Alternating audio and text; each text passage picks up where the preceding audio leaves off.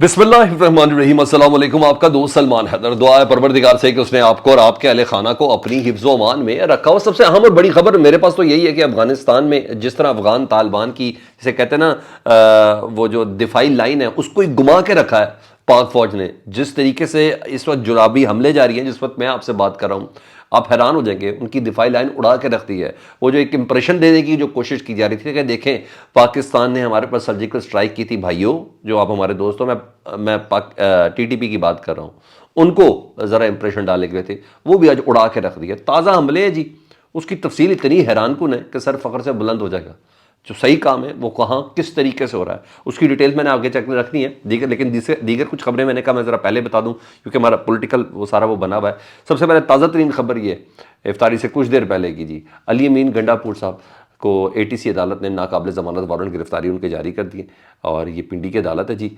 और 9 मई के ये केसेस हैं। उन वाक़यात में वज़ीर आला खैबर पख्तूनख्वा के नाकाबिल ज़मानत वारंट गिरफ्तारी जारी कर दिए गए हैं। थोड़ी सी चीज़ें ज़रा डिस्टर्ब होंगी ना, तो ज़रा उनको थोड़ा सा चौकटे के अंदर लाना होगा। बहरहाल यही सिर्फ अली अमीन गंडापुर साहब नहीं है, मुराद सईद साहब का भी नाम है जी इस केस में। उनको भी नाकाबिल ज़मानत वारंट गिरफ्तारी जारी किए गए हैं जो उन्होंने पेश नहीं होना। शेरी मज़ारी साहिबा जो तौबा तायब हो चुकी हैं जी, उनकी बस डिफरेंट मुश्किलात थी। शहबाज गिल साहब इसके अंदर शामिल हैं।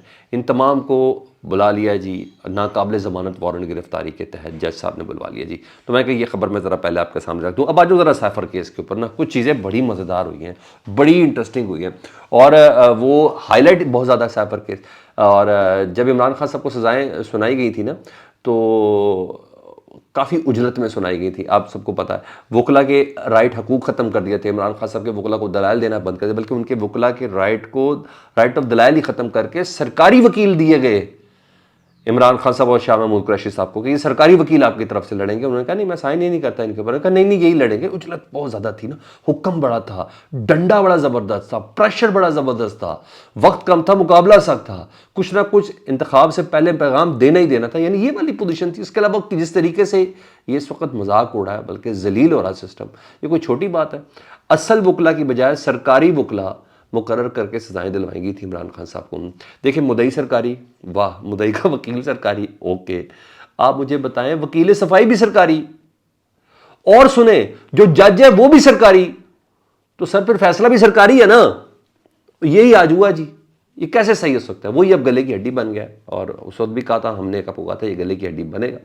और अब पता चल रहा है कि ये केस ना इस्लामाबाद हाई कोर्ट में तो चला गया और वो जो गले की हड्डी है वो इनको बहुत बुरे तरीके से फंस गई और बहुत सवालात उठे हैं आज भी इस्लामाबाद हाई कोर्ट में। और ये केस ख़त्म है, ये तो बड़ी तय बात है। ये केस न सिर्फ केस है, 100 जूते और 100 गंडों वाला काम होना, ये मैं आपको बताता हूँ। जज साहब कह रहे हैं, यानी इस्लामाबाद हाई कोर्ट के चीफ जस्टिस आमिर फारूक साहब कह रहे हैं कि भाई ऐसी क्या बेचैनी थी कि रात 10-11 बजे तक आप लोग समाते कर रहे थे?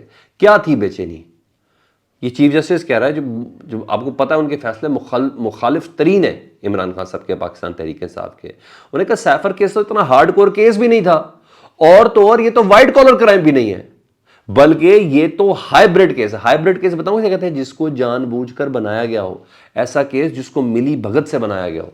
सर इसके बाद कोई बात रह जाती है? यानी जजों की अंडरस्टैंडिंग ही यही है, उनका नुक्ता नज़र भी यही है कि जानबूझ के अंडरस्टैंडिंग से बनाया गया। तो ये ट्रायल भी नल एंड वाइड होने जा रहा है जी। ठीक है, ये खबर तो है ही है। और जज साहब ने ये तक कहा ना ही अदालती नज़ीर मिलती है इस तरह के किसी केस की, क्योंकि हक के जरा ख़त्म हो जाए तो हक तलफी होगी। जिस बंदे को जरा का हक ही नहीं है तो उसकी हक तलफी होगी, क्योंकि जज की नज़र में तो जो मुल्जिम होता है वो वैसे ही फेवरेट चाइल्ड होता है। जज ने उसको बचाना होता है, उसकी कोशिश होती है कि दलाल इतने तगड़े हों। तो वो उन्होंने कि ये कैसे कर लिया? इमरान खान और शाह महमूद के लिए सरकारी वकील मुकर्रर किया आपने, ये कैसे हो सकता है?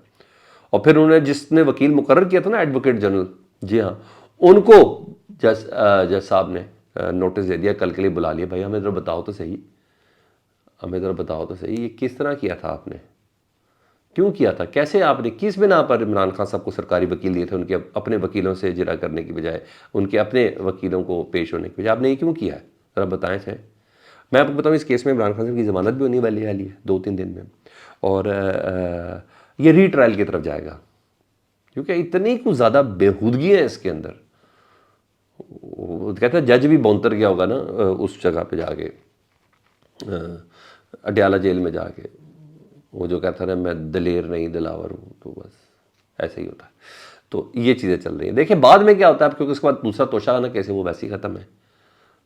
اس کے بعد کیا کرنا ہے، یہ پلان بیسکلی سب سے زبردست چیز ہوگی. ایک خبر دوں، lieutenant general retired general Muzammil صاحب کو، وابڈا کے چیئرمین بھی رہے ہیں جی، ان کو کرپشن کے الزامات پر نا، جنرل مزمل صاحب کو کرپشن کے الزامات پر ٹرانسپیرنسی انٹرنیشنل کی درخواست پر 22 مارچ کو ایف آئی اے کا جو اینٹی کرپشن ونگ ہے یا کرپشن ونگ ہے کیا لیں ہم، اس نے طلب کر دیا. اور بڑی خطرناک خبر ہے.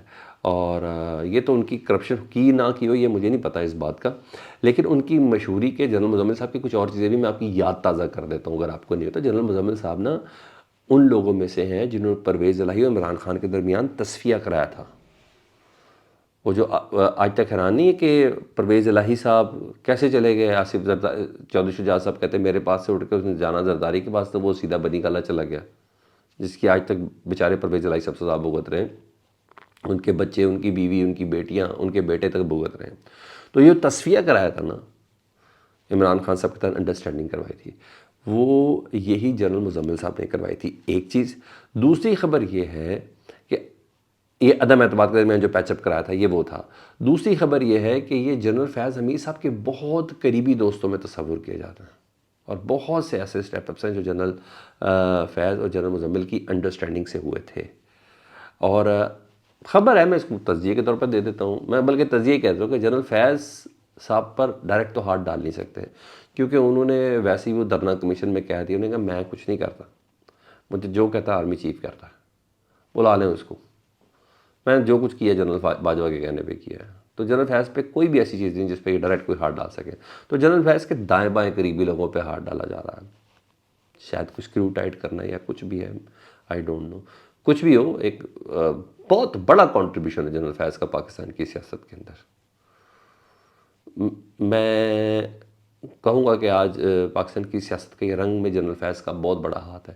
اس لیے جنرل فیاض صاحب کے کل بھائی نجف صاحب کو گرفتار کیا گیا، اور اب یہ ان کے دائیں بائیں کے لوگ ہیں جس میں یہ دو شامل ہیں. کیونکہ پاکستان میں کبھی بھی نا آرمی چیف پر کوئی سزا نہیں ہو سکی، ان کی زندگی میں تو کبھی نہیں ہو سکی. پرویز مشرف چلے گئے، وہ جو کچھ بھی تھا مسئلہ تھا، لیکن آج تک نہیں ہو سکے. جو بھی کیس بنا کبھی نہیں بنا، آج تک ان پہ ہاتھ نہیں ڈالا جا سکا. تو ابھی ان کے قریبی لوگوں کے ساتھ ذرا کچھ کیا جا رہا ہے. خواجہ آصف صاحب نے بھی تو ایک بڑی مزیدار بات کی نا، وہ بھائی پوچھ لو الے کیڑے جذباتی گائز اب اس عمر میں سر، مگر بات کہنے والا وزیر دفاع تھا. تو انہوں نے یہ کہا نا کہ میں ایسی قرارداد لاؤں گا اسمبلی میں جس میں جنرل باجوہ جنرل فیاض کو بلایا جائے، پھر افغانستان وار سے متعلق وہ 4000 دہشت گرد آ گئے اور یہ کیا. بھائی پہلے یہ تو پوچھ لو آپ کی پارٹی حمایت کرے گی اس قرارداد کی کہ جنرل باجوہ کو بلا لے؟ کیا آپ کی پارٹی اس بات کی حمایت کرے گی کہ جنرل فیاض کو بلوا لے؟ لکھ کے دوں، نہ یہ قرارداد آنی ہے نہ یہ حمایت ہو رہی ہے. اتنی بڑی بات ہے. بہرحال انہوں نے کہا یہ بات، ایک وزیر دفاع لیول کا بندہ یہ کہہ رہا ہے کہ میں نے کچھ ایسی فائلوں پہ سائن کی جس میں افغان شہری پاکستان کی فوج میں تھے، وہ کیپٹن شیپٹن رینک کے ہوں گے، لیکن یہ بڑی بات ہے سر، یہ بڑی بات ہے کہ آپ اس طرح کی بات کر رہے ہیں. تو بہرحال سوشل میڈیا پہ ایک ٹرینڈ بھی چل رہا ہے پی ٹی آئی پہ پابندی لگانے کے واسطے کہ بھائی آئی ایم ایف کے بعد بھی احتجاج کر لیتے ہیں، یہ یورپی یونین کو بھی کچھ کہہ دیتے ہیں اور فلانا ہے. تو وہ ایک چل رہا ہے ٹرینڈ کہ پابندی لگاؤ پی ٹی آئی پر. اچھا چلے، خواہش پوری کر لیں، یہ نون لیگ والوں نے بنایا ہوا ہے بہرحال ٹرینڈ. اب آؤں میں ذرا اس اپنی اہم اور بڑی خبر کے ساتھ جس سے میرا سر فخر سے بلند ہے جی. آپ کو پتہ میر علی میں واقعہ ہوا، افغان ٹی ٹی پی نے حملہ کیا اور ایک ایمبوش تھا جس میں ہمارے کرنل صاحب کیپٹن سمیت 8 افراد شہید ہوئے. پھر اتنا بڑا دھچکا تھا، یہ کوئی چھوٹا بڑا دھچکا نہیں تھا، جس میں آرمی چیف خود جنازے پہ تھے، صدر مملک کے جنازے تھے. پھر پچھلے 2 دن سے تو لواحقین کے یہاں وزیر اعظم اور وزیر داخلہ یہ سب جائے جا رہے ہیں نا. تو ساری بات ہے، اب صرف جنازے تو اٹھانا نہیں ہوتا نا، تو اس کا آپ کو جواب دینا ہوتا ہے. تو میں نے سب سے پہلے یہ خبر بریک کی تھی کل صبح کہ پاکستان نے حملہ کر دیا، سرجیکل سٹرائک کر دیا، اور ایئر فورس اس کے اندر بہت زیادہ ایکٹیو تھی، اور پختیا کے اندر کیا گیا تھا جہاں طالبان کی ہائیڈ آؤٹس تھی، ان کے پورے خاندان ادھر موجود ہیں، ٹی ٹی پی کے ان کے موجود تھے، اور ایک بہت بڑی تعداد جہنم حاصل ہوئی ہے. اس کا کاؤنٹ فور کبھی کوئی نہیں دے گا، بہت بڑی تعداد جہنم حاصل ہوئی ہے. تو ظاہری بات ہے آپ افغان طالبان کے مہمان ہیں، انہوں نے آپ کو پاکستان کے اندر انڈیا کی پراکسی کے اندر ڈالا ہوا ہے، جو کچھ بھی جس طریقے سے ہے حقیقت تو یہی ہے نا سب کچھ. تو آپ نے بھی بتانا بھائی جان آپ ہمارے مہمان تھے لیکن ہم نے آپ کی خاطر جواب دیا. تو انہوں نے تھوڑی سی نا ذرا ان کی تسلی کے لیے ایک سرجیکل سٹرائک مارنے کی کوشش کی نا. باقی پاکستان کے بارڈر کے قریب آ گئے تھے، ٹھیک، شاید 1 آدھا انچ اندر بھی آ گئے ہوں. تو بارڈر کے ذرا قریب آ گئے تھے کہ دکھانے کے لیے دیکھے سر ہم نے بھی یہ کیا ہے، ایک آدھا کوئی گولہ مارا ہوا یا کچھ بھی کیا ہوگا نا، تو بھائی پھر پاکستان بھی تو بیٹھا تھا، ہمیں تو ویسے بھی آج کل بہت بنے بیٹھے ہیں کہ جن پہ احسان کیا انہی کا شہر اتنا زیادہ، اور امریکہ نے بھی حمایت کر دی، یورپی یونین نے بھی حمایت کر دی کہ یہ کیا طریقہ ہے، پاکستان جو کیا صحیح کیا ہے۔ تو بہرحال آنے کی کوشش کی انہوں نے پاکستان میں، بلکہ شرارت کرنے کی کوشش کی، تو جوابی وار بھی ہوا جی۔ اور پاکستان کے جو ٹینک ہے وہ بھی کمال ہے، فوٹیج بڑی آ رہی ہے کہ افغان طالبان کے نا ٹینک جو ہیں وہ پاکستان کی طرف چل پڑے، میں نے بڑی فوٹیج دیکھی اس پہ۔ اور بہرحال ڈیویڈ لائن پر پاک فوج نے بڑا سرپرائز دیا اور ان کے پرخچے اڑائے ہیں اور ان کی دفاعی لکیر مٹا کے رکھ دی، بلکہ گھما کے رکھ دی ہے۔ بھائی کھل کے آؤ، کھل کے آؤ تو کھل کے جواب دیں گے نا۔ یہ پی ٹی پی کے ذریعے ہمارے سویلینز کو شہید کرنا، ایمبوش لگا کے فوجیوں کو شہید کرنا، بھائی کھل کے آؤ، کھل کے آئے گے تو 24 کروڑ فوج ہے ہمارے پاس، 6-6.5 لاکھ نہ سمجھنا، کھل کے آؤ۔ یہ کون سا طریقہ ہے؟ اتنی گولیاں نہیں ہیں جتنے سینے ہمارے پاس۔ ہاں وہ زمانہ گیا جب پتھروں سے جیتتے تھے۔ جذبہ تو یہی ہے سر پاکستان کے لیے۔ اپنا بہت زیادہ خیال رکھیں، فیڈ بیک سے متعلق آگاہ کریں۔ اللہم صلی علی محمد و آل محمد۔